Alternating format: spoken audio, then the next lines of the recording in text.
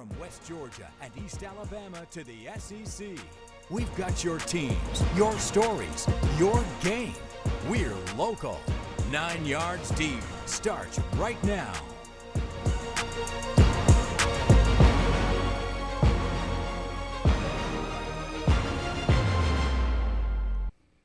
Man, we're back on the pod.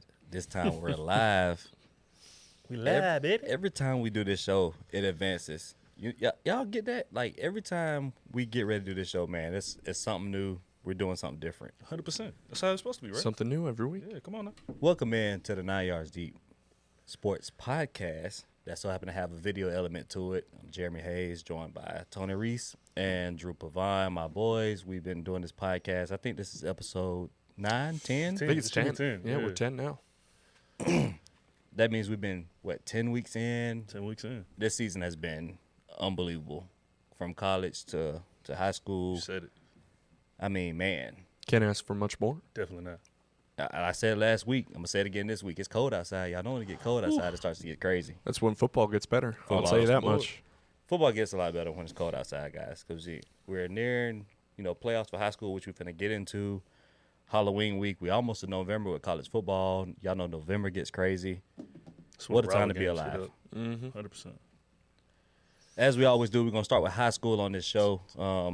Last week, man, I got to give a shout-out real quick. Last week, I know we had some good games, but there was some big real, wins. I guess, region element games No doubt. that had to be played. You had Spencer and Columbus High, which, Right. Obviously was a big deal for playoff numbers and seeding and whatnot. And obviously Spencer took care of business. Big time. I don't know if y'all want to recap that for us real quick. Go ahead. Yeah, I mean that was our sports overtime game of the week, and the game was at 5, so we got to do something a little bit different. We showed the game pretty much live on our 5 o'clock, 5:30, 6 o'clock newscasts, and we were able to talk to Coach Joe Kegler at half when they were up.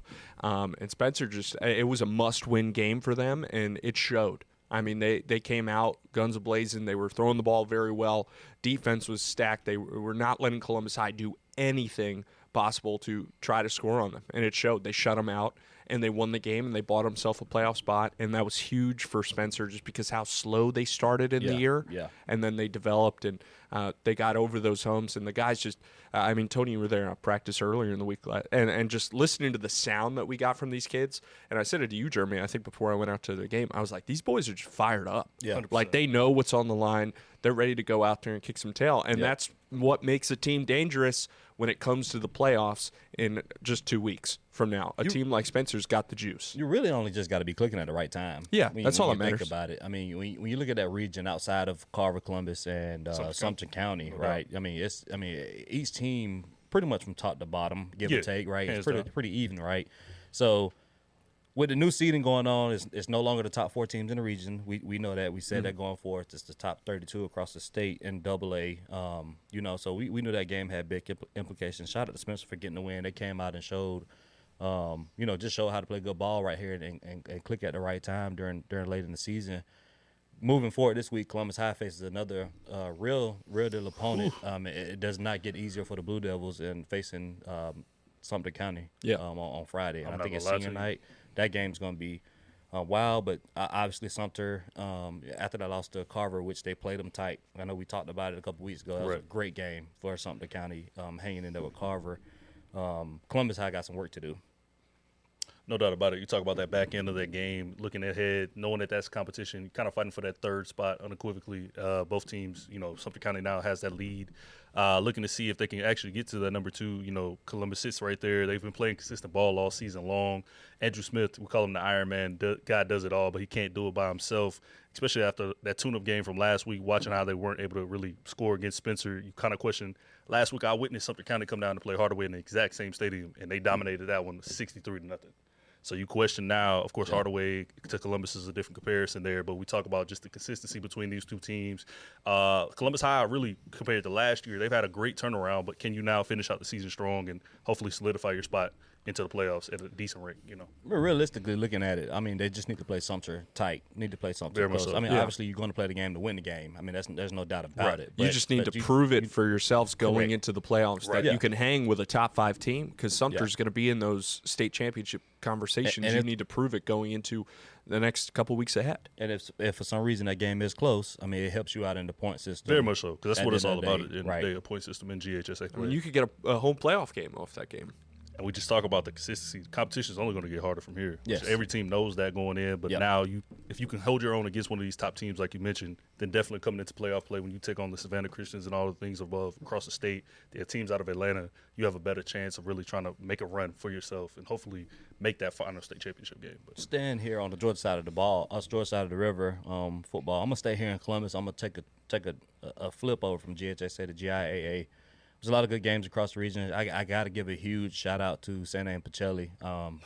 Huge win. I mean, that win. That was huge. East Westfield, crazy. And I've been, I still have a lot of connections over there. They said that's the best the team looks all year. I think it showed on the scoreboard. I mean, Westfield is not a team that you bully around in GIA. They were looking like the number 1 team in GIAA before last week. And I know GIA does that weird thing where they have that a whole. You may be a 3A team, you play in the 4A region, whatever. Westfield will not play in the 4A division for the playoffs. But, man, Pacelli came out and played ball. Cam Greeno and Donovan Coleman, them guys, they just balled out. And Smitty Grinder got those guys ready to go. Again, it's at the right time. Once you're clicking at the right time, you're good to go. I think a lot of that has to do with Smitty's experience coming in, having coached so long and having had those teams that make playoff runs. I think now his guys are clicking at the right time. Year one, we were curious to know how they would buy into him. It started off kind of rough in the beginning, but since then they've really been able to capitalize and had some tough fights against some of the best teams in the area and throughout GIAA. So now I'm curious to see how he keeps his train going and hopefully see if they can make that deep run. And I think that starts with their passing game. They passed the ball really well on Friday, and that was a game I got to be at. And just it seems like they were catching, they were on the same tempo, they're finding the open spots, they're throwing deep balls, and I think that's what they were really missing in their offense. We knew they could run the ball. They got Colvin, they got Carino, who are two great athletes. Right. But can you throw the football? And they proved it against Westfield. They also played spectacular defense, and that's what makes them dangerous, because if they win on this Friday – they take a trip to North Columbus and the Brucelli in the playoffs. It looks awfully familiar to a couple years ago. As a former Pacelli guy, it's called Bradley Park. We take the trip to Bradley Park to play the Cougars. Shout out to Donovan Coleman. He reached 1,000 yards in his career on Friday. I wanted to give that shout out to him. I found that information out a couple days ago, so made sure I wanted to get it. And DJ's my guy. Looking forward to him doing big things. For the rest of the season, Pacelli got the big win. Westfield will break down in the second of the bracket play for Pacelli and Calvary. Calvary both and Pacelli will play in the first round of GIA. A lot of teams have a bye. Very much so. That'll be this upcoming Friday. So we'll break all that stuff down here in just a second. Moving up Interstate 185 north, going up Troup County. Big time matchup there. I want to start with Callaway, just because I know this Friday Callaway is getting ready to play Morgan County. That's the region championship. Pete Wiggins had Morgan County circled on his schedule. They always do. It's always come to the last. I mean, y'all know how it is in a lot of these regions. The last game of the year. We're gonna talk about Troup County in a second. They play Sandy Creek. That game's gonna be unbelievable. But shout out to Coach Wiggins having the Callaway Cavaliers once again playing for a region championship. Now, it's not an easy feat to get Morgan County at home. Morgan County is a stacked, loaded team. They brought back a lot of seniors from juniors from last year, which are seniors this year. So that game should be great. The Troup County Sandy Creek game, though, man, unbelievable. We told you that region was hard. It's nothing but loaded teams across the board. They started out preseason with 6 of the top 15 teams in that in the class of 4A. This game here is going to be no different than any big game you can imagine this season. I'm talking Troup and Sandy Creek. Coach G, he always gonna have those boys ready to go. I know he's fired up. I mean, he's come out that baseball championship, rolling right into football. Consistency, man. It's just you keep on chopping that wood, and that's what Coach G's done up there in Troup County. Looking forward to Friday. Tony, Drew, y'all walk us through what's taking place with Troup and Sandy Creek. It's our sports overtime game of the week. I mean, it has to be. It's a region championship game, 2 undefeateds. Troup's been, I think, one of the hottest teams, no doubt about it, in high school football, talking about Georgia. I mean, undefeated 3A. They've really played themselves up. Gary Garrison Edwards, quarterback, you just see him right there. The kid's a stud. He's a dual sport athlete. You mentioned the state championship in baseball. They got 12 kids that start for them on football. And they all play state champs. So they know what it takes to win. Back. And that's something that Coach G, we've been to practice twice and we'll be out there again this week. He just mentions, like, these guys just carry over. It's like the same mentality we saw in the playoffs. Yeah. And they know what it takes to win down the stretch. Now they got to go get a region title. I think this is the third time. They've been 9-0 since 2018. Mm-hmm. First chance they could go 10-0 with the region title this Friday at Callaway Stadium in LaGrange, Georgia. Like, this is a huge game for them right now. Offensively, they got 3 running backs that I think could compete with anyone. Javaris Warner, that's my guy. He just committed to the University of Cincinnati. Yeah. He's going to do big things there. He's only a junior, so we get to see him next year as well. But they just do so many things right offensively and defensively.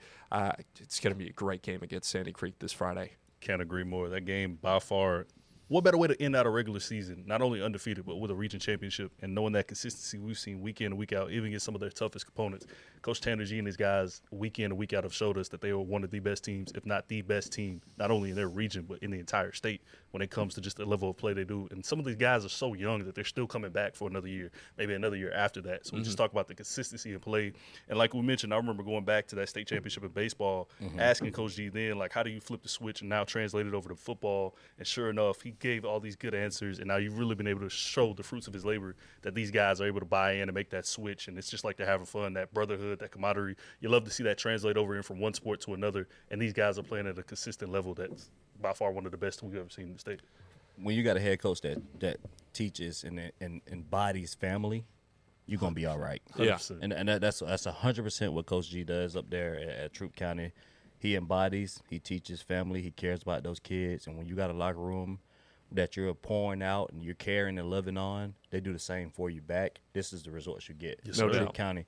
Listen, I'm not going to sit here and do a pick'em segments with Troup County this week with Sandy Creek, but if they get that win, y'all better look out for it. Troup County is going to be a force to reckon with. You better be ready for it. 3A. Mark my words. Where's Anthony? 3A. Yeah, 3A. Lead it. They're going to be a force to reckon with.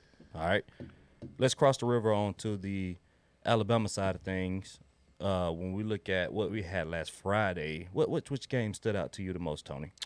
There were a couple we talk about. You know, ultimately, everybody kind of made shop. Shout out to Opelika getting that win over Carver Montgomery. Yes, that was a big win there. too. Very much so. We can talk about Coach Brian Moore. Going back to the year before, you know, around this time, they were clicking on all cylinders, and then some things took place in the playoffs that kind of derailed them a little bit.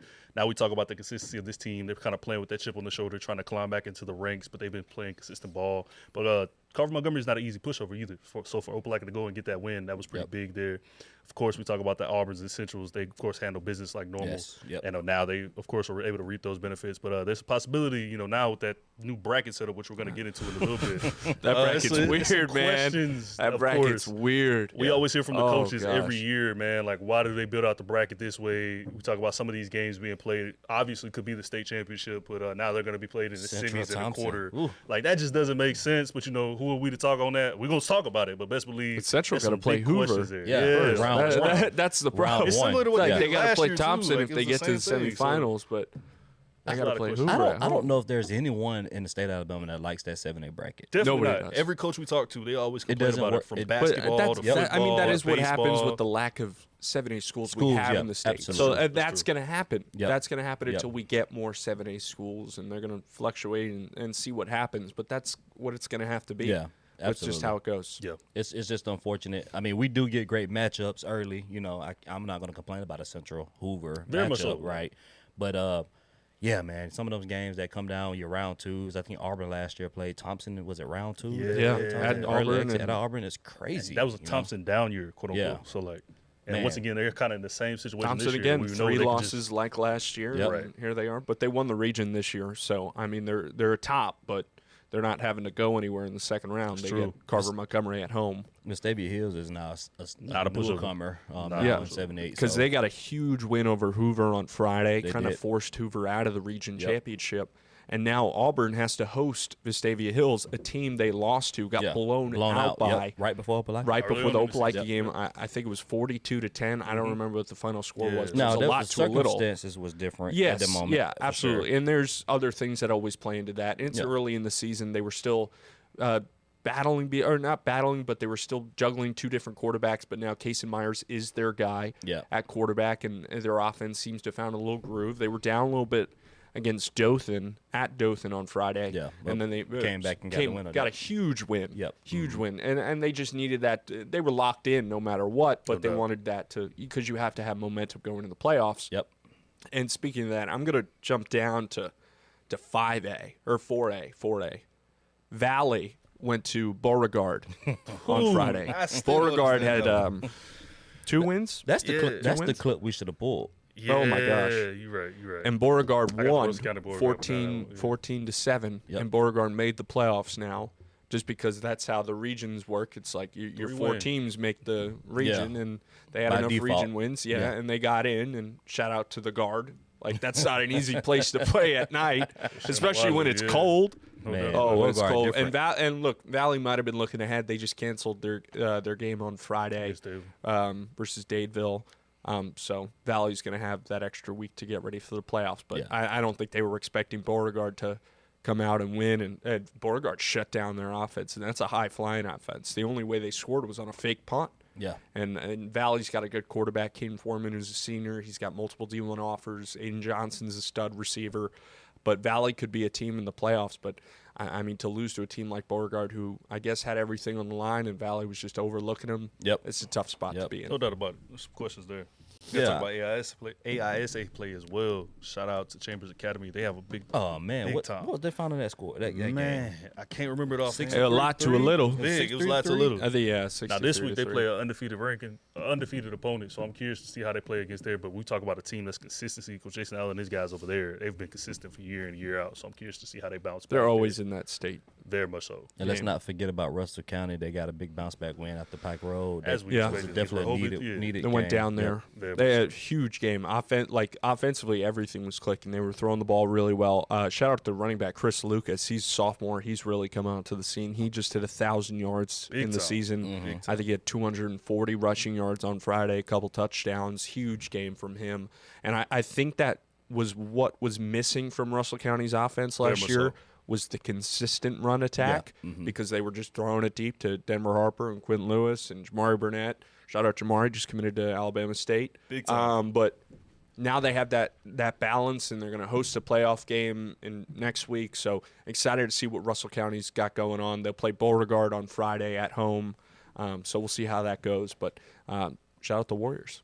So this week we got Callaway Morgan. We got at Morgan. We got Pacelli on they at home hosting first playoff game. Calvary's on the road with a playoff game. You have Columbus High that needs a bounce back game. They got a tough opponent in Sumter County coming in. That'll be on Thursday night. Yeah, we got a lot of big games this Friday. Any other games stand out to you this week? We just have such a small slate. It is a small slate. It's a very small slate. A lot of teams on buys. Glenwood Sylacauga is going to be one of the interesting ones, I feel That's up at Sylacauga. That could be an interesting game, actually. And then Lee Scott, they have Reeltown? Yeah, Reeltown blew them out last year at home. So I think this is a big get-back game for Coach Lee Scott, especially because I think they could be a bracket buster team in 3A. When it comes to Alabama, they can cause some problems. And they need a bounce-back game. Because their last game they just lost to Glenwood, right? So it's time for them to get a bounce back. And you need that going into the playoffs for sure. Correct. Tony, where they can watch the highlights on Friday. I already know. Tune in, Sports Overtime, starting at 11:15, 10:15 Central. Both myself and Sports League 9's Drew Pavone will bring you all those highlights and then some. We plan to do a little something different this week as well. You know, we only have so many games. Last regular season, want to talk about that, but be sure to tune in, starting 11:15, 10:15 Central, right here on WTVM. We're honored to be here to do this show live today. Oh, yeah. For our podcast listeners, this doesn't affect you because you're not going to hear it. But for the ones watching us live today on TV for the first time, again, we appreciate you. We got to take a quick break, and we'll be right back.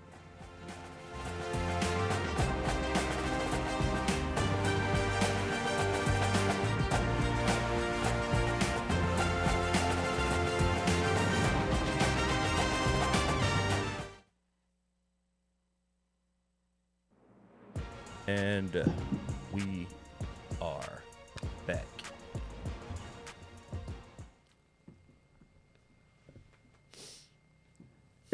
Every time we have to start the college football segment, something crazy we try to find new ways to make the thing just work, right? We try to find ways to just come in all.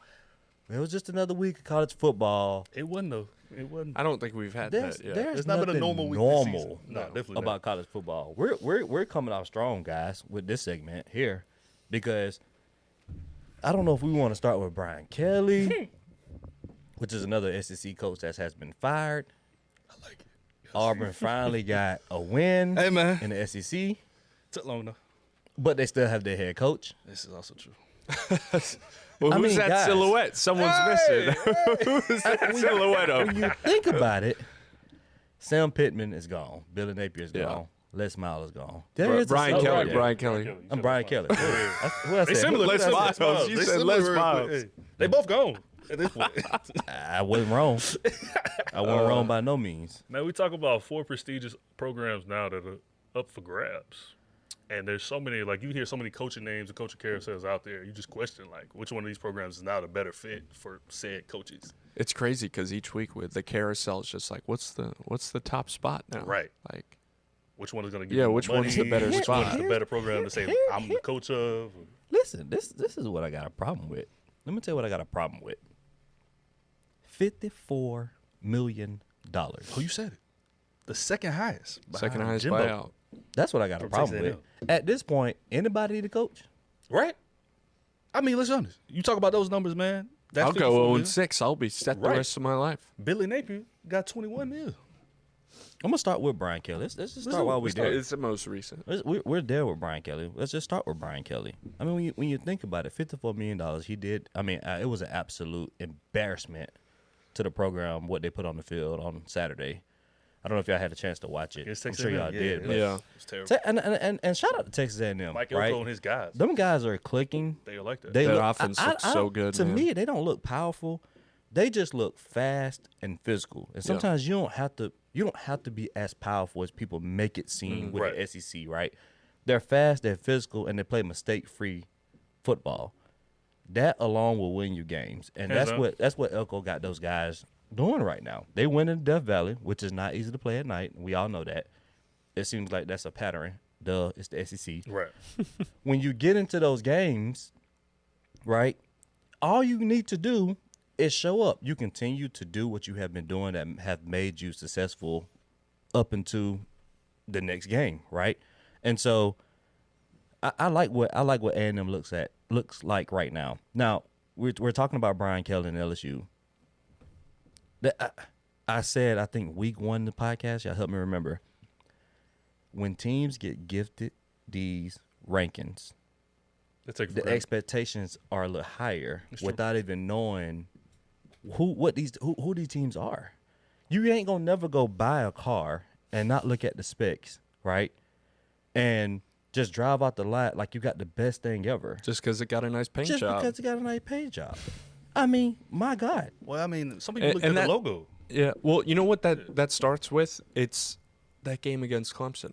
Because both Yes. those teams Were were two of the most hyped teams and gifted top 5, top Gifted. 10 spots. Gifted, yes. And then LSU went down into Death Valley and Clemson, and they won. And it was like, whoa, LSU's a top 3. Or what were they, 2 or 3? I don't even I don't remember. It doesn't matter now. Yep. But I'm just saying, like, LSU had all the juice, all the momentum, and then they dropped 3 out of their last 4.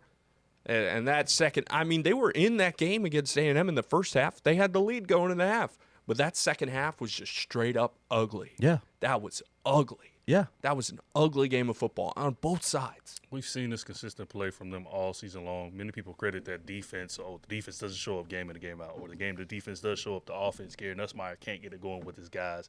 And you question at the end of the day, like, is it the players or is it the coaches? We always bring up that topic as well. Well, I do think, I will say, I think, I'm not going to sit here and blame it solely on coaching. Right. Because the OC got fired, too. But at the end of the day, the way your team performs starts and it ends with coaching, I couldn't agree more. right? Especially if you have a Heisman candidate. It's the same thing I complained about Auburn quarterback. 2 weeks ago when they played Missouri. When your kicker misses 2 crucial field goals, Glad you brought that up. you have another kicker. That's true.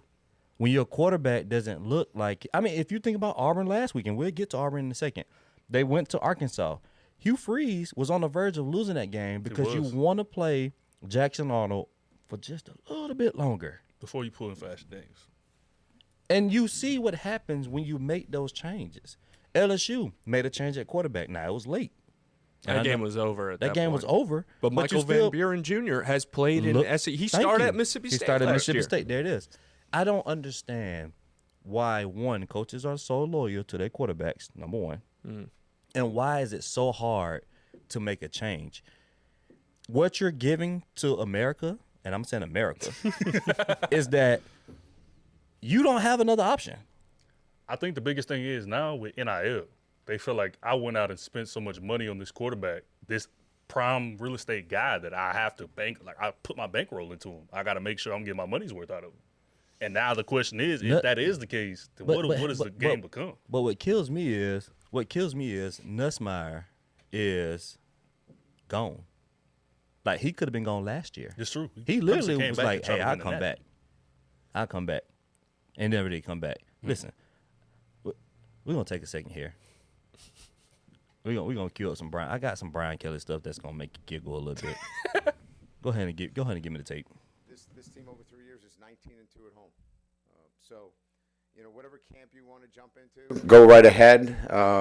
We had 5 freshmen and 2 sophomores on defense today, playing their tails off. So, again, we're taking receipts, and we'll see you at the national championship. We will see you at the national championship. Taking receipts. If I got one of the receipts, boy. That was that's him entering the facility to meet with the team on Sunday night. Oh, yeah, when he got into it with the athletic director. Yeah. I don't know what he left shortly 10 minutes after that. All right, we will see you at the national championship. 2022, 10-4 overall. 2023, you're 10-3. 2024, you're 9-4. In 2025, you're 5-3, and that is at the point of when he got fired. He was 2-3 in the SEC. I don't recall. I'm pretty good at notes. Pretty good at keeping up with notes. Right. I think we are down here in the Southeastern Conference, in the southeast of the United States, where good football has been played. Very much so. Have y'all seen Brian Kelly, a.k.a. Les Miles, at the national championship? Definitely have not. Don't worry, I'll wait. Definitely. I might have been sleeping in February if I missed it. You know what I'm saying? I mean, I've seen a team that you talk about consistent play. They've been there time and time again, but then it's always been something that they just fall through on. Since 2019, this team really has not been as relevant. And we talk about he's 19-10 right now. Exactly. That's a winning record. In the SEC. Winning record. Don't get it SEC. wrong. But you talk about it, it's the SEC. The slogan, it just means more. And then for a franchise program like that, you talk about the coaches they've had previously. I think it just caught up with him, man. The Les Miles, the Nick Sabans, where does Brian Kelly now fall on that pedestal? You can't blame, every year it was pointing the fingers somewhere else. Right. Hey, our defense is not very good. We got a defense coordinator this year. We got some guys out of the portal. Yeah. Defense wasn't the problem this year. Nope. Definitely wasn't. Offense was the problem. 100%. Offensive line was the problem. And that's what they patted themselves on the back about. We have the best offense in the country. We sat here through week 1 and 2 and said, Brian Ness might be the best quarterback in college football. Yep. He should be the Heisman. Right. Supposed to be. Front-runner. We go back to the SEC media Wow. days, the same thing. We heard that conversation, and it just doesn't pan out. It doesn't phase out this guy. We talk about all these guys. We even go back to that first week we talked about who would be my Heisman winner by the end of the season. Gary Nussmeier was so high up on that pedestal, but now you have not seen that. I mean, that's the whole top 5 for the Heisman. None of those guys are in the conversation. None of which those is guys. crazy. Yeah. When you think about it. But that's how much hype went into this season. It's true. With those top 10 So teams. And you don't know. And half these guys were like, hey, this is what we've seen. Go prove it. None of these guys have proved it. I don't know. Well, but this might, look, my whole thing with Brian Kelly is he's a game manager of a coach. He's not like a Hugh Freeze where he's in every offensive meeting and every little touch of his is on the offense. Brian Kelly's like, hey, my coordinators are going to do it. And then when something goes wrong, he flips that mic down and says, hey, what went wrong? And I'm using non-explicit language because you've seen of him mouthing the words of flipping the mic down and going, hey, what just happened? Why are we doing that? That, and it's clear from the outspoken words from former players of his at LSU very happy about the firing, and we'll get into what a team looks like after you fired your coach. It could change a few things. LSU could be that team that I think hey, we're out of the playoff conversation now. Let's go cause some havoc, cause some problems for some teams, which could make them dangerous down the back stretch. Oh, yeah. Exactly, because you have all that talent. You fire your head coach, your offensive coordinator, and said, hey, let's just go play our ball. Let our guys go out there, have some fun, go win games. Out who wants to be an LSU Tiger. That's what it boils down to. Yeah. A lot of crazy things happen down there at the Bayou. Les Miles. God, he must owe me some money. Hey, man. Brian Kelly said, see you at the Natty. Well, it won't be at LSU. We will not, because we're sitting here again in the same situation, losing another game. Moving on, the Auburn Tigers. Hey, man. First off, got them a win in the SEC. They 500 on the season right now. They needed that. All paychecks should go. I'm gonna say this. All paychecks should go to DJ Durkin. Correct. That's why he's the second highest paid DC in college football. He deserves every bit of that. That defense, and I know it starts with DJ Durkin. Congratulations to you. I'm giving you roses, giving you flowers, whatever. That defense, man. The second half. But here's the thing, though. That it's not surprising. We already knew we've Auburn seen had that. We've seen that all season. season. Like that, nothing new. And what's crazy about it is, and y'all, if that defense is not on that field, Auburn probably doesn't win a game all year. No, you're not wrong. I'm being so honest, because realistically, they should have lost to Arkansas. You right. If you want to be honest. You're down 24-10. Taylor Green literally gifted them. That's a star. That football. Remember he came to Auburn a couple years ago. He did. And did the same thing. I mean, when you throw just picks, and Pleasant was just, he was just like begging him to throw it. Crazy. Him and Xavier Chapman both. Auburn, Xavier Atkins it's got to be upsetting for Auburn and Auburn fans, because when you look at that defense, I would put that defense up against anybody in the country. I don't think there's another defense when they're healthy and full on. Is there another defense that matches them? Maybe Texas A&M. Truthfully, Ohio State, Texas, but like they're energy. They're in that top 5 conversation. That's how talented and how well this defense is played, is that they deserve to be in the top 5 conversation with defenses with Ohio State and Texas. So. Yes, like they absolutely. need to be in those conversations people are having across the country. I don't know. The offense is the problem, man. It's Hugh Freeze. It's not the offense. It's Hugh Freeze. He is their head coach and your OC. You almost question, even after that win, similar to what happened in Florida with Billy Napier, they get that win against Mississippi State. It was an ugly win, but it was a win. And then they still want to fire him that same night, the next day. Which I figured they were contemplated. When you go into the bye week, that's when you make that change. Right. Yeah. Which we know. We're past that already with Auburn. So you question, there's still some big games ahead. You talk about what they got to go through. You still have a Vandy to take on. I mean, 2 Vandy. Hey, wait. Don't skip this. Don't skip you Saturday. got a Kentucky with Mark Stoops. Don't skip Saturday. You're right. I mean, every week. There are questions. This is Kentucky a home game is again. right Kentucky there took with them. Texas to overtime. This is true. That you cannot skip Kentucky. You can't. It does not get. There's no easy game. Look, Mercer, if you want to call not Mercer, even but that easy. ain't I even keep easy telling to you no people more. that's not an easy game. Mercer is one of the best teams in FCS right now. You know what's just crazy to me? And I was at his press conference on Monday, and I fully expected him. He pulled Jackson in that right at the end of the first half. They went with Ashton. He played all right. They didn't score many touchdowns at all offensively. But they were moving the ball, getting into the red zone. I fully expected him to come into his press conference yesterday and say, we're going to go with Ashton Daniels as the one. Jackson will back him up. Maybe we'll see how we'll throw Deuce in first-team reps this week. Hugh Freeze, first question asked, what are you doing with the quarterbacks? Open competition. We're going to go between Jackson and Jackson and Ashton. And he goes, it's just tough because you see those couple first drives that Jackson has, and he said this the past couple weeks, it's there on the tape. They're like, we know we're getting the first 3 drives. Then after that, it's a downhill slope for this cat. Why not just make the switch? Let Ashton know he's your guy. And then the conversation was like, why not just throw Deuce in there? Because Deuce had been the backup all through spring, all through summer, and was the backup until the Missouri game. Yep. Or till this past week. Arkansas. Yeah, going into Arkansas. Yep. I don't know what they're There's a lot of thinking. questions there. I don't know how you can go back to Jackson. If you go back to Jackson, that's a reason because you're down 10 And it's similar maybe to last year when they went with Hank Brown and he got a win, and then Hank Brown threw 3 picks against Arkansas, and then Peyton Thornton came in and almost saved the game. But then what are you doing? Just go with Ashton Daniels. I don't know why you need to have an open competition when there's 4 games left in the season and you're trying to battle for your job 100%. and a bowl game. Yeah. This is what saved you from leaving Fayetteville with a job. Because you said, hey, we realized, hey, we got to switch a quarterback situation. Then you get back to the Plains and you still got a job for this week. Man.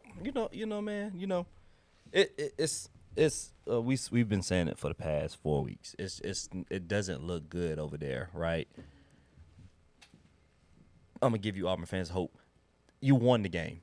A lot of people didn't give you the chance to win a game, and we sit here. We know that Auburn has a defense that's capable of winning you games, right? If your offense just can get some points on the board. Shout out to what's his name, McPherson. Yeah, that's the one that missed. After you talked about it last week, he missed all those field goals and came back and hit a school record for 66. He got the message on 9 yards deep, guys. And there's no backup. It is me. That's what he said. Anyway, he got the 6 field goals, guys, and that's what. And at the end of the day, guys, we sit here and we talk about Auburn over and over and over and over again. We know what the problems is, but realistically, you just need to win games. They got to win at Arkansas. Hopefully, that can create some type of spark over there on the Plains to get Kentucky this week. It's not easy. It's not easy, guys. It's never easy. It's not easy. Then you get a bye, and then you go to Vandy. And Vandy's clicking right Diego now. Pavia is one of the best quarterbacks. Not easy. I really hope they get that quarterback situation fixed. But the biggest problem I think that people are having right now over with Auburn is this right here. They're trying to figure out why do Hugh Freeze continue to say we're so close. If I had $1 for every time he had said we're so close, real rich man, I wouldn't be needing to sit here on 9 yards last deep week and do this podcast with you two because I would be in Barbados or something. He goes, I say it all the time. We're this so close. We're so close. I think Auburn fans are tired of being close. We are. His closing statement yesterday, they were like, have you spoken to John Cohen on the direction of the program? I heard that, which I didn't like that question, but I did. And I thought he answered it very well. He's like, have I improved the roster? Yes. He's like, and then he brought it up again. He goes, are we close? Yes. You can't be close for 3 years straight. Like you got to show something. You can't be 9-10 at one of the toughest places to play and think you're close. You're not close. You can't be close. Like just because you go to Fayetteville and you beat the third to worst team in the SEC, and then doesn't even have their original coach. By the way. Yeah, like what are we doing?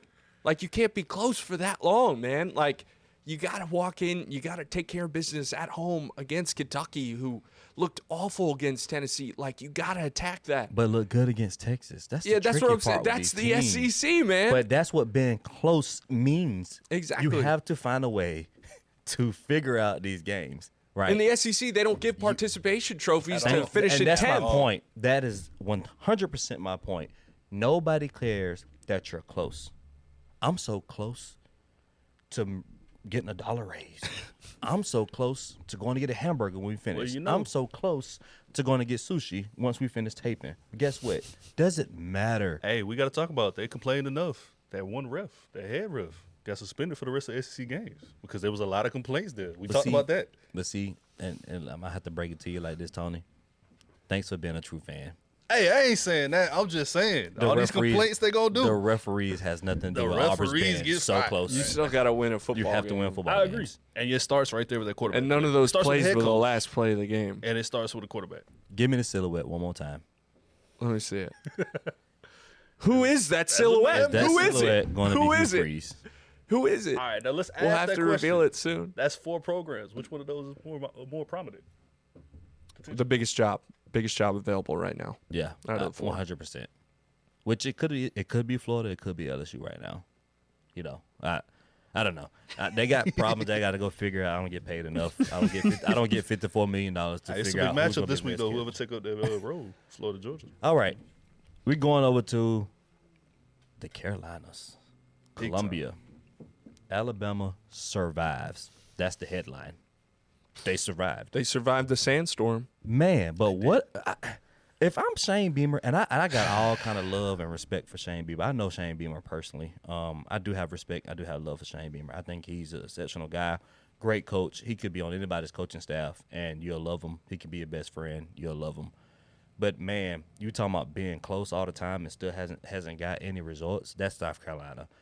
You can't be no more closer than an 8-point lead in the fourth quarter on really the hottest team in the country and lay the ball down and get a loss. That game went to the wire. It was really must-see TV, if you want me to be honest. 100%. I think a lot of Bama fans had kind of accepted the loss. We saw the South Carolina student section kind of power themselves down to storm the fields. That was a mistake. I don't understand. Wait till the clock hits 0. That's called premature celebration. That's when your team has not really won anything yet. That's the problem. You still got to jump ahead.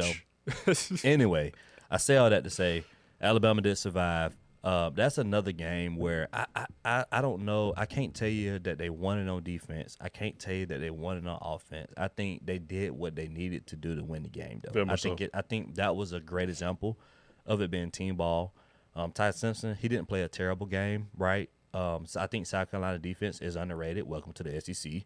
But I don't think he played a bad game in Ty Simpson. I don't think the wide receivers did anything terrible. I know they had some wide receivers that dropped some passes that was very crucial. That one, I think, would have cost them a touchdown. Ty Simpson didn't miss. The defense could not stop Lenore Sanders or that running game, but we know Bama had a defensive problem when it comes to the run game, facing opponents that could run the ball.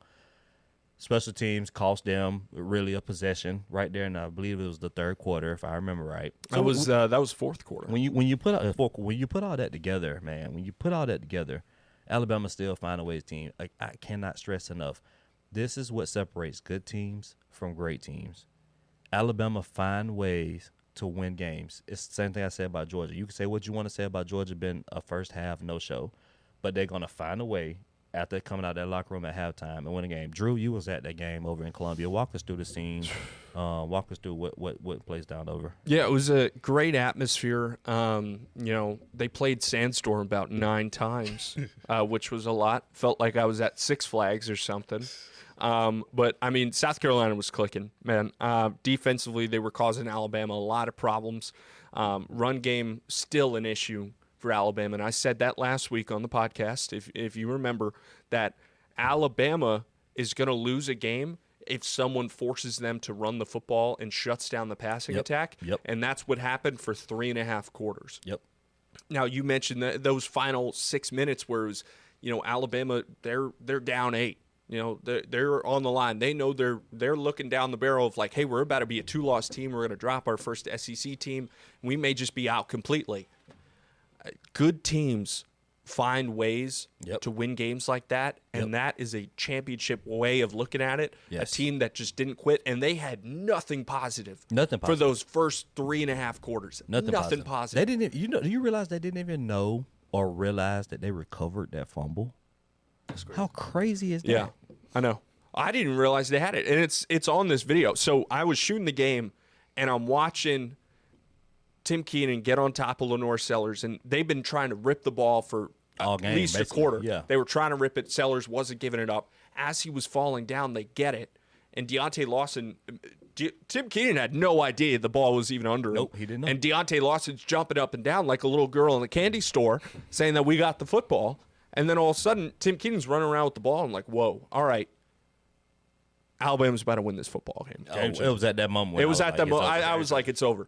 And it was crazy because I'm standing in the corner of the end zone where, the game-winning plays happened for Alabama and everything along the lines of that.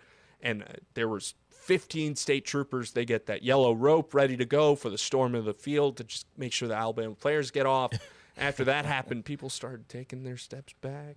And I just want to talk about that final drive. I got problems with both coaches on that, on clock management. Ooh, let's talk about it. Yeah. So Beamer calls that timeout, the final one, so he has no timeouts left.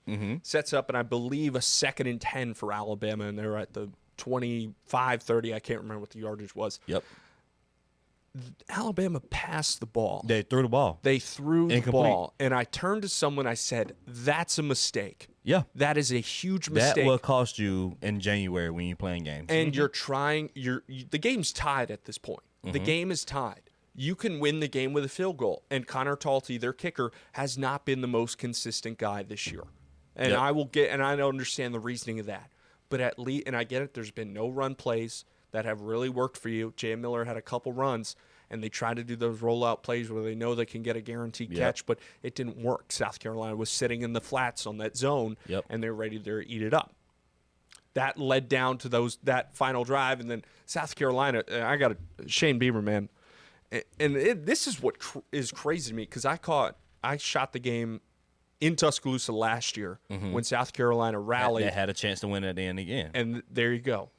Alabama scored with like 1:45 to go last year, and that was Jeremy Menard who scored last year too. And then South Carolina came down, they scored, got the onside recovery, and then Sellers threw the pick, and then he scored, and South Carolina let him score, but you had no timeouts left. That's a kicker that his career long is a 45. You don't take him down, man. Even he could miss a 35-yarder. Yeah. Take that chance. Why are you letting him score? Your offense didn't move the ball that outside a deep ball from Nick Harbor. Here's the problem with that, because I had some people that was trying to figure out what the heck was happening.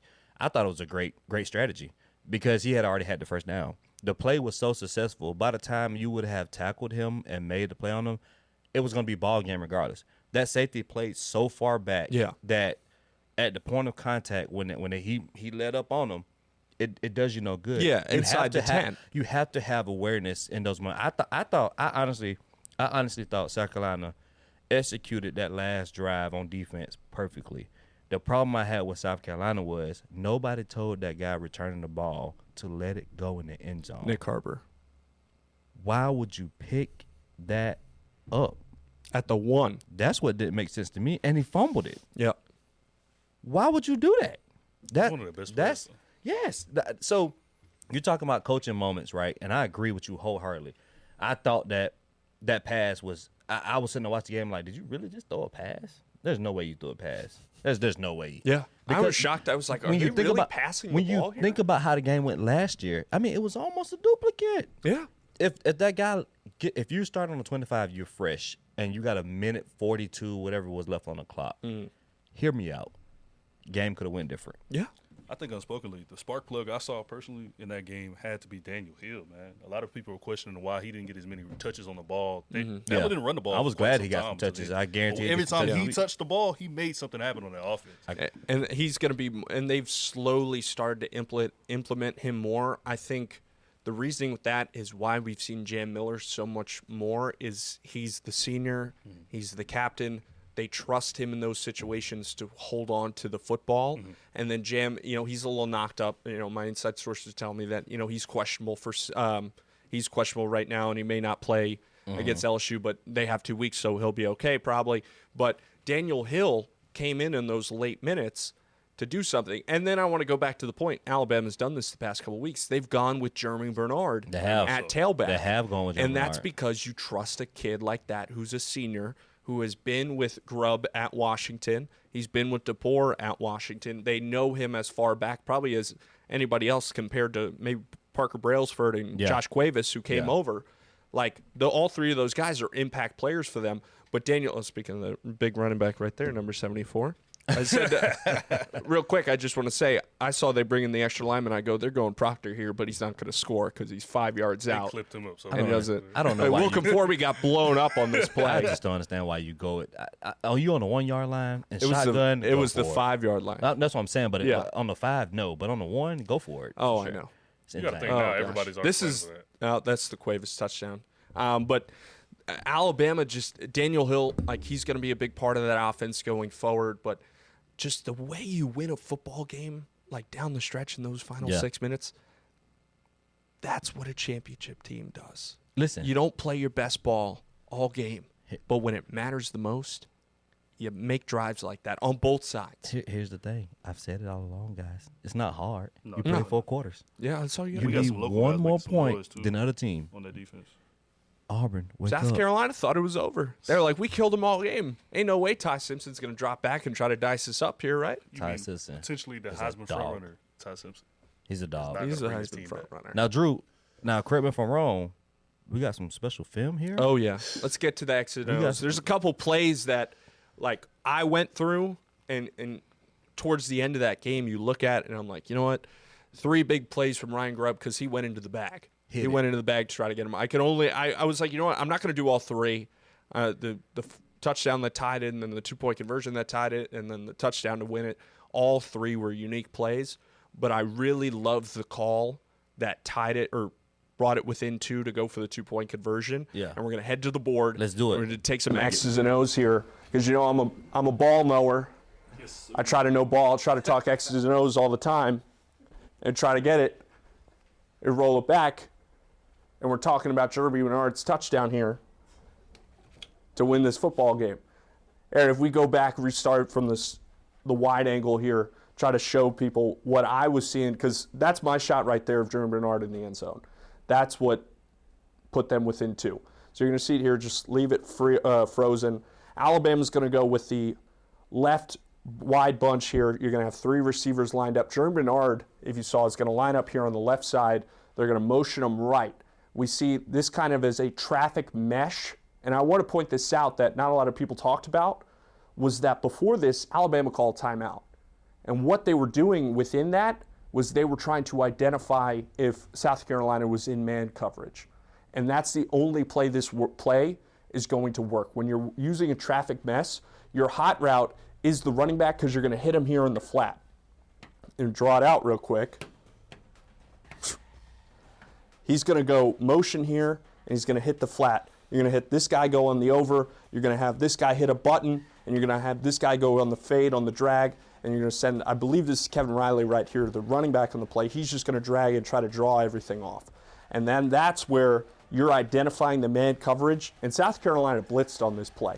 This guy right here was supposed to be the... This is where we have that graphic where it comes up with the coaches that are fired. Cannot be trusted in situations to where games need to be won. No doubt about it. That definitely gives Kalen DeBoer that edge over those coaches we talk about, being that he trusts in his guys, not only from his OC, but definitely his DC and Kane Womack as well, but his OC and Ryan Grubb, allowing them to really flow in those games and have those momentum, those moments. Because we talk about these teams that have been such a high top prestige for so long, and now to see him come in and take over the reins from Coach Saban, he's made his own mark in several ways already in year 2 now. Just the consistency he's playing with, his guys are playing some of their best ball. They're arguably, if not arguably, the best team in the country. Now, of course, Ohio State is still there, but you talk about just from a ranks up, they are doing their darn thing right now. Not to be explicit. Yeah, and I'm glad you brought up the trust part of it, and that's what happens when you have an OC that you've been with since South Dakota in Sioux Falls. Yep. He's been on your staff since the early 2000s. You have the trust in him to dial something up. And the big question, talking to the players after the game, was like, it seems like every week you guys got a new trick play or something in there where you're throwing different looks at them. I mean, that touchdown that's not a trick play. That's just simple scheme and trust in a smart offensive coordinator. Then the 2-point conversion was New Mexico used to run it a lot with Diego Pavia. It was a little sprint out, wild catch, just give it to the quarterback. He's going to hit the guy in the flat right away. And then the game to win it, the play to win it, was Jeremy Bernard's starting in the quarterback, try to fake everyone out on the Ty Simpson coming back the other way. It faked me out, that's for sure, because I swore up and down Ty Simpson was going to get the ball and toss it to Ryan Williams in the flat. Jeremy Bernard had the angle, great pin pull by the tackles there, really caused Alabama to win that game, and that's such a beautiful play there. You can't get much better than that. I love the scheming from Alabama on those 3 offensive plays. And to go back to the Bernard touchdown to win the game later on, it was because they had run it earlier in the game with Bernard at quarterback. And when you're an offensive coordinator and you got your key plays in a book in your bag, and you say, you know what kind of look are they going to get in here? Or how prepared are they to see this kind of scheme and formation we're throwing at them? And they tried it earlier in the game. It got maybe a couple yards, but that's what makes the difference down the stretch, because the pin pull from those guards and tackles on the outside gave them the lane. Let him score it or not, he was still going within the 5. So great execution from Alabama, and that's why this offense is one of the best in the country. They got to get better on catches. Ty Simpson easily affected. Run blocks got to get fixed. I don't know what's got to be done, but Alabama's just winning football games right now. This Alabama team, after the Florida State lost, has been light switch, and there's no doubt about it. Night and day. They went through 4 ranked opponents, and then went to a very difficult place to play in was your first time there in Columbia. Yeah. But then it's not an easy place to play. It was loud, it was rocking. But at the end of the day, they found ways to win the game. The bye week couldn't come at a better time for Alabama before they host LSU. Just go through a gauntlet. Yeah, and they got LSU, Oklahoma, East Illinois, and the Iron Bowl to finish off the season. So only one road game left. I'm just telling y'all, the hottest team in the country right now is the Crimson Tide, where everybody gave them, so including myself, gave them so much doubt towards the beginning of the year, and obviously times have turned for the Crimson Tide. It's one of my favorite times of the year. It's Halloween weekend. You know what that means? Jacksonville, Florida. What they call it? The world's largest cocktail party. Even though I don't get to enjoy cocktails. Do they have to drop the outdoor part next year when they play in the Benz? It doesn't matter. That's how get outside. Is it largest cocktail party then? I guess it might be indoor. I don't know. The largest indoor. Well, no, it's still be outside. World's largest The tailgate is what makes it. Yeah, right? that's Home fair. Depot So it'll still be outside. Home Depot. That's going to be cold in Atlanta next year. You never know. It might get high. You know. Well, you know how windy that bipolar. Home Depot spot gets. Yeah, it does get When windy. we walked in over it. I'm actually excited that they're bringing this game to two different cities because I mean this game is so underrated. I mean, we know about the Iron Bowls, about Alabama, Tennessee, and LSU and A&M, whatever you want to say. The Georgia Florida game, and yes, I said Georgia first. The Georgia Florida game is one of those games that you just got to experience for one. I was able to take Aaron, our guy, down with me a couple of years ago to the Georgia Florida game. He's never experienced it. Time of his life, it's great. Jacksonville's a nice city to host it. No doubt. I'm looking forward for it to be moved out though. I know the coaches feel different. Kirby obviously want that game to be a home and home, which I don't blame him. It's a big recruiting game. When you have a big rivalry like that, you want your recruits to come and experience that from a home perspective. The atmosphere is always crazy. We obviously got the big carousel going on with Florida right now without a coach, which can make a team different. It can make them difficult to deal with when you have a fresh coach, a coach that likes trick plays. Kirby said that yesterday Gonzalez. too. Oh, he did? Yeah, in his presser. I didn't even listen to the presser, but I'm telling you though, like Gonzalez is a guy that likes to call trick plays, and he will call them up. A team that don't have a coach, and we said it earlier, they're dangerous. They're dangerous. Because you really have planned for nothing, but the coaches are forcing you to play for the patch that's on your chest, right? Yeah. You're gonna really find out who you are. It's challenging from the opposite side too, just because of you don't know what you're scheming against. Yeah, absolutely. You have no idea because some of these coaches leave, and you look at a situation like LSU, because I think that game's going to be a problem for Alabama next week because you have no idea what team that's coming at you offensively. Like, that's going to cause problems for Georgia in the first half. Absolutely. And that was a team that game was way too close last year for how bad Florida was. No, you're right. And Florida's talented enough. We've seen them be in almost every game they've played in. They have a defense that's really talented. Shout out to you, kid. Yeah, they have a defense that's really talented. And Kirby knows. He's like, there's challenges because you have no idea what's coming at you with this game. Yeah. And we'll see. We'll see on Saturday in Jacksonville. They're heavy favorites in this game. Yeah. And I think Georgia will cruise. They will. Say cruise, Yeah. but I think they'll get in the flow in the third quarter. Florida, who has a really good defensive line, I think Georgia, they find ways to have their way with running. Both teams come off a bye, and I know some injury stuff that's happening with both teams. We lost Kobe Young or whatever, but I think I'm gonna be honest with you. Don't expect to see Georgia come out flashy. It's Kirby's need one more point, and They'll never flash games where watch Florida come out flashy. Oh, Florida's gonna come out. Oh swinging. yeah. yeah. Throw the book. Like, Throw out the book at this point. Yeah, and to that point, Tony, Lagway, he got injured in the game last year, and that game was starting to take. I mean, it was 10-3 at one point, and I remember I was sitting in the back of the end zone like, like stretching that collar out. I was getting ready This one's getting tight. get my shoulder pads. Shout out C.J. Allen getting that game-winning pick there. But Lagway will get to play in this game. I think it'll be his first game he plays in, if I remember right, because it was freshman last year he got hurt, so this is his first Georgia Florida experience. It's a big deal to him. He played good. Last year. He got hurt injured. He got hurt in the first. Oh yes, that's what I'm saying. He's got Georgia, injured. So they've had several offensive line changes, quite a few this season. Yep. Now with the bye week, are they gonna have a full, healthy, recovered line, or is this going to be a whole nother matchup that we're seeing again? I will know. We'll know this week who's available and who's not. But it's a shuffling of the cards with that right side of the. That guy right there in that red visor don't care who's on the field. Oh yeah, he just got inducted to the Georgia High School Hall of Fame too. Guys riding the high right now. Gunnar Stockton, one of the best as well. It's one of them games where we don't really have much to say about. It's a rivalry game. It's two teams that do not like each other. It's two fan bases that do not like each other at all. I know I'm a Florida friends, so-called friends. And, be texting me all week, but that's okay. That's okay. Georgia needs to continue to win. Florida needs to find a spark without a coach. This game got so many different storylines, but at the end of the day, it's two teams that need to go out there and play ball and get a win. That's what it boils down to this weekend. So looking forward to that. Gunnar Stockton is his first time that'll be starting in this game as well. So both quarterbacks really that ain't really familiar with the Georgia-Florida rivalry as far as playing in the game will take the field for the first time. So I'm excited about it. I think Florida still has a really good defense. Lagway had them in that game in that first half last year. Yeah, the first quarter, yeah. And that's what I was saying. With him being able to play a full game, it's going to be interesting to see how Georgia maneuvers. But I think what helps Georgia really is Chaz Chambliss. Very much so. And what's his name? Trinidad. That's his name. Chaz Chambliss. I was about to say Trinidad. Shout out Chaz Chambliss, though. But Trinidad Chambliss at Ole Miss was the one that Georgia played a couple weeks ago. So being able to go through that game, I think him and Lagway share some similarities. I think with that, and I'm glad you brought it up, was defense concerned me a little bit within that game, and I'm not just talking about because they gave up 30-some points and Ole Miss was flying down the field.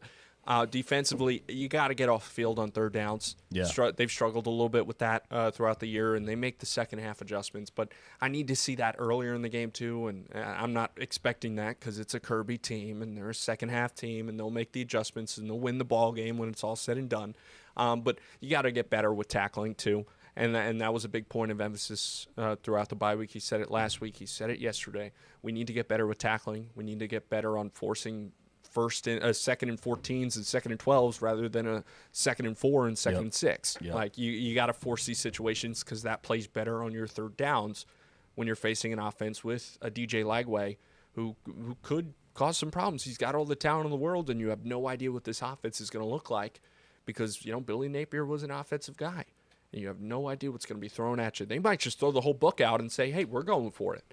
We're just going to throw Georgia off guard." That's at 3:30 on ABC on Saturday. Yes, sir. Looking forward to that game. I obviously will be in the building for that. It's gonna be crazy. But I still think that Georgia, where Florida is right now, they got a little more that they need to work on than Georgia per se. Georgia just needs to keep on chopping, as Kirby will say. Moving right along, guys. Moving the show right along, man. It's been great. I want us to do something. I'm throwing it out there at you randomly, so I hope you're ready to go. I'm put you on the spot. I want to know who your top 5 SEC teams are right now in order. Top 5, and we'll start with you, Drew. Who you got? I was thinking about this. Who am I going to have 1 and 2? I'm going to give the benefit of the doubt to Texas A&M right now. Just because they are undefeated and they're just clicking. I mean, that game against Arkansas was tough, but for me it could be 1A, 1B, and 1B is Alabama. Alabama has played really well. They've gone through a gauntlet. They still have 3 tough games towards the back half of the year. You got to go to Jordan-Hare, and then you get LSU and OU at home. And I'm pretty confident that if they can beat LSU and Oklahoma, we may be talking about them as the number 2 team in the country by that time of the week. So going to go with 1 A&M, 2 Alabama, 3 obviously you got to go the Dogs. Georgia, Kirby and the boys are going to be clicking. 4 and 5 could be tricky now. Yeah, I don't see Georgia losing another game the rest of the way. I'm going to be honest. Yep. The Georgia Tech game will be close, but that game's going to be fun. I can't wait to do that pod for that week. Yeah, 4 and 5's tough, man. Just because there's so many questions. I'll give 4 to Ole Miss. Okay. Just because I like what they did against Oklahoma. Yep. And Oklahoma is so tough because if John Mateer, it's the hand thing. He looks uncomfortable. That offense just hasn't looked the same since he's come back, and it's tough. Like, that 5 spot can really be anybody. Like, it's tough, man. What about you, Tony? Top 5. I'm pretty much agreeing 1 through 4, and 5 is not as tough for me. I feel like Mizzou Eli Drinkwitz and what he got going on over there. Definitely, we talk about just a lot of the same sentiments that Drew just talked about. Missouri is my 5 coming after Ole Miss just because the consistent play, even against Bama, they took some of the best teams in the SEC to the wire. And I know they did unfortunately lose their quarterback this past week, so that's definitely going to be a game changer now. We talk about those momentum shifts of how can the team now bounce back after losing their star quarterback. You hate to see it. I also like Vandy. I think that's that's who I was. Yeah, we talk about that. Vandy. Diego Pavia, man. We talk about that guy's just huge win over Mizzou. Another team that took Bama to the wire and then they kind of fizzled out to the end. And we talk about these top teams, how they've been able to go against. Vandy has showed time and time again that they are one of those elite franchises. Diego Pavia and what they have, Clark Lee and what they've got going over there right now. They get Texas top this week. Coaches, Steve Sarkisian and Texas. You know, they're starting to get back into the mix. Archie's trying to find his game a little bit, but Arch Manning, sorry, Archie, Archibald Manning. He's trying to find his way a little bit, but man, no doubt about it. I think those 1 through 5 are pretty solidified. Texas A&M, of course, Mike Elko, what he has going over there. Then you look at, of course, Bama. They're arguably one of the hottest teams in not only the SEC but the country. Georgia, just because they did happen to lose to Bama, but still Kirby and Gunnar Stockton have been playing elite ball. And then we talk about that 4 Ole Miss. Lane Kiffin, I mean, you can never count that guy out. He's another slippery guy that can get a win. And Trinidad Chambliss is definitely playing some of his best ball. But I definitely think 5, we say 5A, 5B, definitely is a mixture of Missouri and Vandy. Arguably, you put Vandy in that spot over there. I think that my list. You got Dallas on top, don't you? I don't. I want to so bad, but I don't. I got Alabama at 1. I got A&M at 2. I don't know people like, well, A&M's undefeated. Yeah, but look who A&M's played. Go compare the records. You look at their games now, like LSU falling off. Like think about it, but really go look at Texas A&M record versus what Alabama has went through. Now, yeah, they lost to Florida State. Okay, so if you want to do a gimme game, well, give me UTSA that A&M played, right? And they won the game you're supposed to, right? Just comparing opponents. But I just think Alabama is just the hottest team in the country. I don't think that I would bet against Kalen DeBoer right now against Elko. Kalen DeBoer has been there. Elko is just getting there. There's a difference. It's true. It's true. So I got Bama at 1. I got A&M at 2. I got them Dogs at 3. Now this is where my list gets fun. I got Vandy at 4 and Texas at 5. Interesting. Whether y'all want to believe it or not, and I give Texas a lot of stuff, I still think Texas is like that. On paper, yeah. You know, everybody say what you want to say. I was one of them. Oh, overtime with Kentucky. Well, yeah. I mean, everybody struggles when overtime you versus Mississippi State. Mississippi State is not the same. They're a good team. On the ropes. Yeah. They had obviously had Texas on the ropes. They had a bunch of that. Yeah, and they was really top in the SEC when the season had started, when play started or whatnot. But I still think that Texas is. The one thing about it is they haven't lost a lot on defense. Their problem has been offense. And they have still, what Auburn hasn't found a way to do, found ways to win games. And at the end of the day, that's what you got to do. You got to win games. You got to think about it. Texas got beat. Still a playoff team. Thank you. Like, at the end of the day, Texas could win out. Texas got to play A&M. They got to come to Georgia. They got to go to Georgia. They got to go to Vandy. They have A&M enough at on home. Their schedule where they can get a couple of wins, and that's all it takes. That's true. They win out. They're in the playoffs. If they win this week, everybody's going to be saying different about it. Whoa, Texas is back? That's what I'm telling. I saw. I think the lights started to get. Give me Texas at 5 right now. I like Texas a little more than Ole Miss. That defense is just so good, man. And the reason being is just because of what Texas was able to do to Oklahoma, and Ole Miss really, in a sense, struggled with Oklahoma. Can you say that though? Because if John Mateer was out, it doesn't matter. He played in the game. It doesn't. John Mateer did play. I mean, he wasn't 100% though. That's not my problem. He's still not 100%. You shouldn't have played him. They shouldn't have. I think that's a hot take. They probably shouldn't have played him. They played him too early, but it is what it is. I still think Texas is right there with those guys. I know that's not me saying Ole Miss is far behind. I just think Texas is better than Ole Miss right now, and I think the schedule in this back half will prove it. We had the college football rankings coming out November 4th. And I want to say that's on ABC this year. Oh, yeah. It should be good, the first rankings that have come out. So looking forward to that. Look, guys, it's been fun. We've been going for a minute now. We're happy. Might be the longest one we did yet. We live. Hey, people. Y'all can see me, but how y'all doing? It's already 4 o'clock. It's 4 o'clock. Y'all got to go to work. I got to go to work. Got to give a shout-out before we go, though. Give them a Georgia shout-out. Tech, man. Keep sleeping on the boys. Yellow Jackets. Is Haynes King still your Heisman front runner, Tony? He up there. He top 3. He top 3. Malachi Hosley, keep doing your thing, boy. Shout out to Malachi. Remind us again, guys. Sports Overtime on Friday. 11:15 Eastern, 10:15 Central. Both Sports Leader 9, Drew Pavon and myself, live on ABC for all your high school highlights and more. Last week of the regular season, y'all, before the playoffs. So get ready. Subscribe and follow 9 Yards Deep on YouTube, Spotify, Apple Podcasts. Until next time. Till next time.